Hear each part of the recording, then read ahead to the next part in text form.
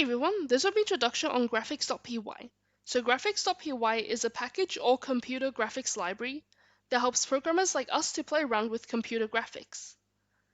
And I've included the link down below on where to download the software from. So the software we're going to be using is called Idle. So after we open it up, this is called the shell. And then we'll go to File and then New File. And this will be where we'll mainly be writing our code in. And then we press Ctrl S to save it. And then we'll give it a name like computing.py. And I've also included a link down below on where to download the Graphics.py package from. Or we could also copy the code from there and then paste it into another Python file. And then we'll make sure that file and this file are saved within the same folder.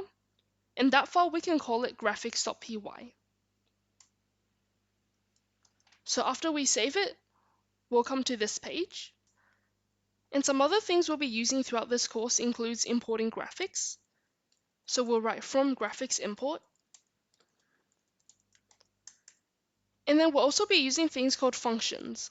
So def represents a function and then the function name.